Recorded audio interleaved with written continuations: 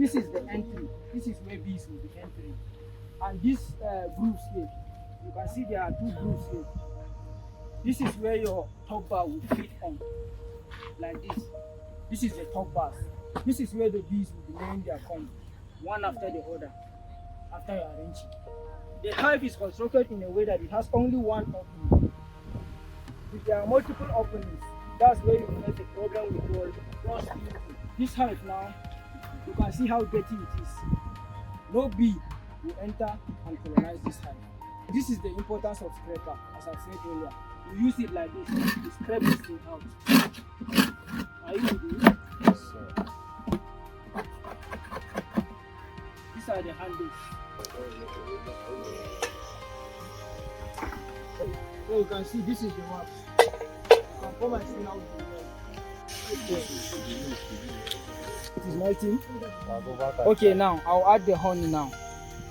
If I add this honey now, there's a tendency that you may start seeing the bees now. They'll be coming. I'm not in the mirror. Every brush has its own use, but this one is for the betting. This one is for cleaning the hive, and this one is for supervision and hazard. As soon as this thing starts melting like this, you now use your brush like this, starting from the entry. Okay. Set trap. Are you seeing me?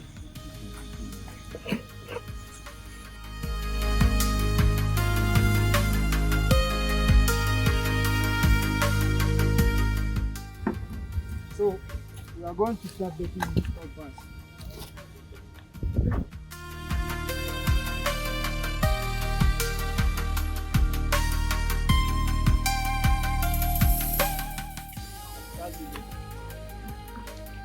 So you can see this is our entry. This is our entry. So we'll now start arranging the top bars.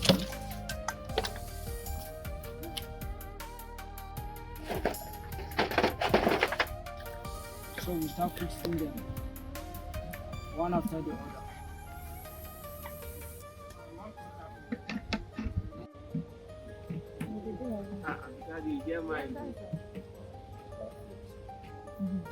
So these are the top bars, you understand?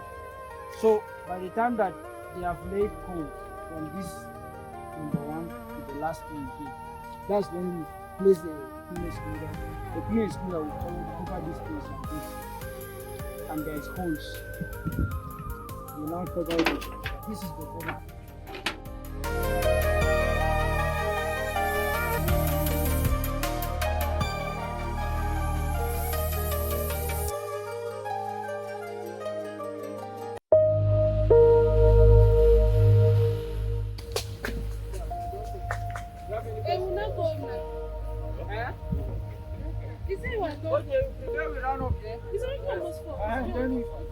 Because this is their time of short of food. Yeah. Practical.